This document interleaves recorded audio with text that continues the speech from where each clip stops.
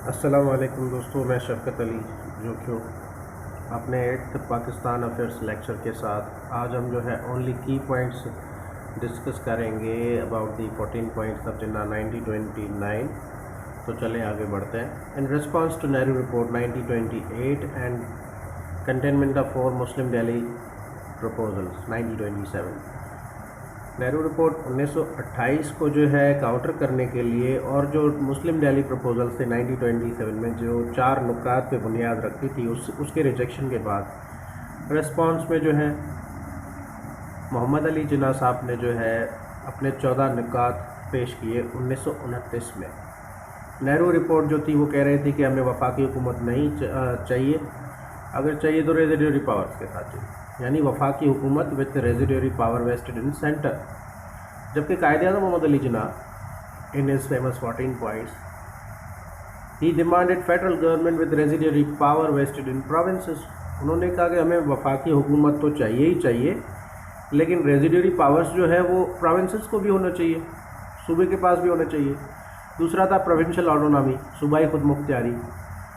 कायदे आज़म जो है सूबे की जो हुकूमत है वो भी मांग रहे थे, उसकी आज़ादी भी मांग रहे थे, खुद मुख्तियारी मांग रहे थे।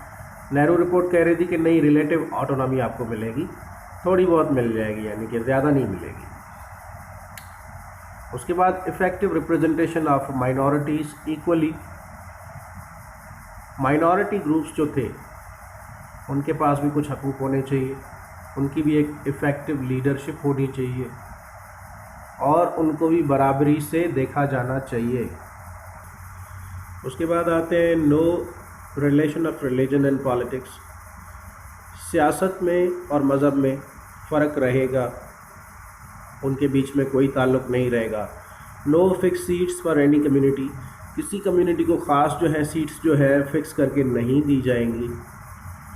25% seats for Muslims in central legislative representation according to population in provinces, 33% seats, not 25%।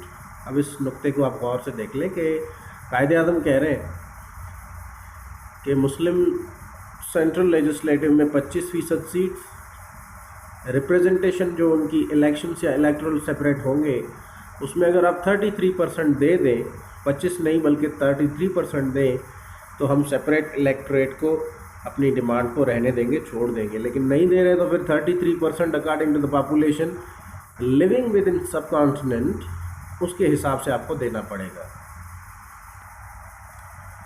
अब आते हैं 6th पॉइंट है सेपरेट इलेक्टोरेट। देखिए, कायदे आज़म चाहते थे कि उनके पास एक मुसलमानों के लिए अलग सेपरेट इलेक्टोरेट होना चाहिए जहाँ पे वोटर भी मुस्लिम हो और इलेक्टोरेट में जो कॉन्टेस्ट करता है इलेक्शन कॉन्टेस्टेंट भी मुस्लिम।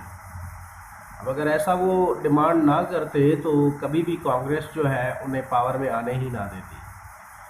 सो आते आते अपने पॉइंट पे, सेपरेट इलेक्टोरेट।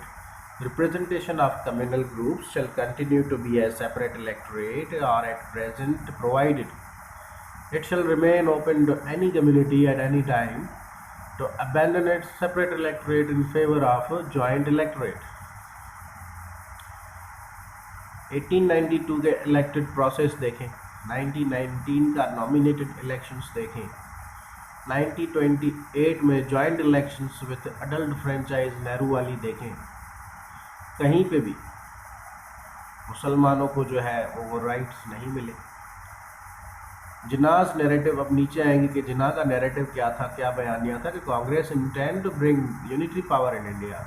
कांग्रेस चाहती है कि इंडिया में सिर्फ कांग्रेस जो है वो रूल करे। इंडिया में वर्ड जब यूज़ करूँ तो इसको आप सब कॉन्टिनेंट समझिएगा पूरा। Muslims and other minorities would be side line. अब मुसलमानों को और दूसरी अक़लियतों को जो है साइड में रखा जा रहा है, हटाया जा रहा है रास्ते से। फिर आपने कहा कि separation of Sindh from Bombay.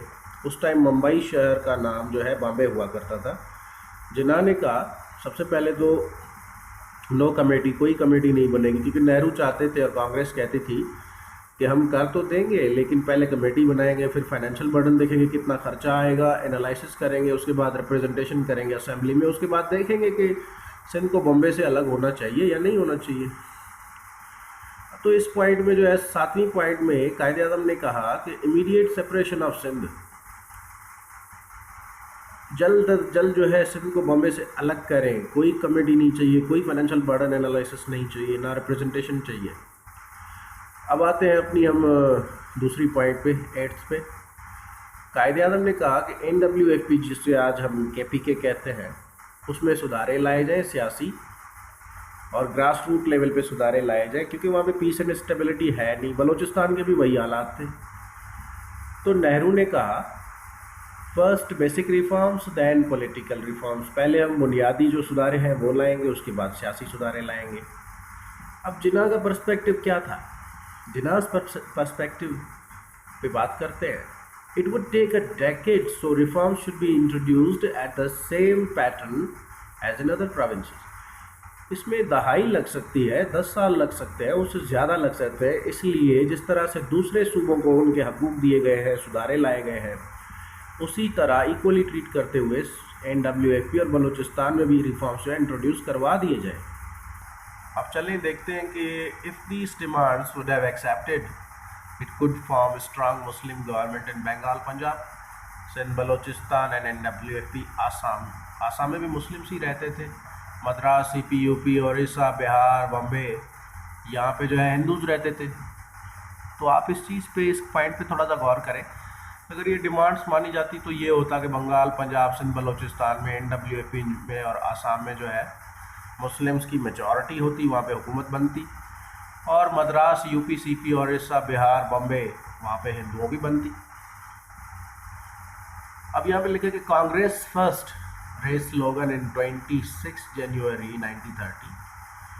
Congress ने पहली बार 26 जनवरी 1930 में एक नारा लगाया, declaration of independence of India. उन्होंने डिक्लेयर कर दिया कि हमारे जो हिंदुस्तान को, इंडिया को आज़ाद करो भाई, पूरी तरह से आज़ाद करो। उन्होंने पॉलिटिकल शेयर पावर मांगना छोड़ दिया। अब ये ब्रिटिश को ही बाहर निकालने के लिए कह रहे थे। ये पहली बार हुआ था।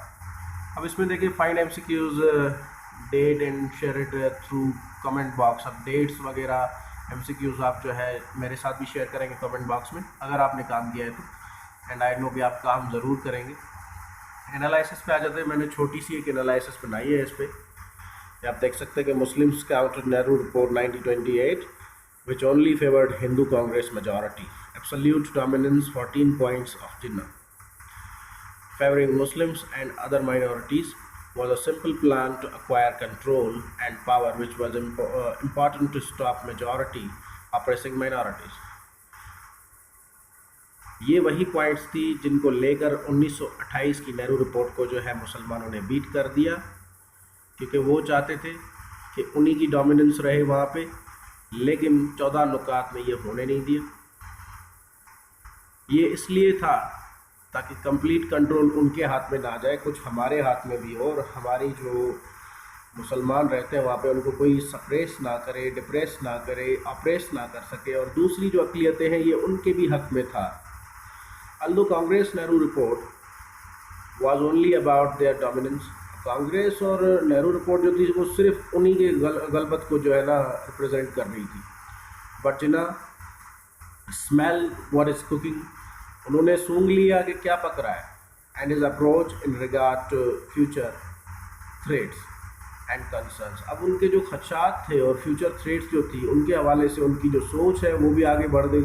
वो समझ गए कि क्या हो रहा है, क्या हो सकता है, क्या होगा, and laid the foundation of 14 points. अब 14 नुकात अपने जो है मोहम्मद अली जिन्ना के, उन्होंने उसकी फाउंडेशन रख दी, बुनियाद रख दी। तो इसके साथ हमारा लेक्चर जो है एंड होता है। सब कुछ मैं आपके साथ शेयर कर चुका है। आई होप कि 23 में आप अच्छा प्रिपेयर करेंगे, ये हेल्पफुल रहेगा आपके लिए। MCQs वगैरह खुद बना लिया करें और वीडियो को A to Z कंप्लीट देखा करें। मेरे चैनल को सब्सक्राइब करें, लाइक करें, कमेंट करें और अपने दोस्तों के सर्कल में शेयर करें ताकि मेरे चैनल की भी सपोर्ट हो। Thank you, good luck to you all and अल्लाह हाफिज़।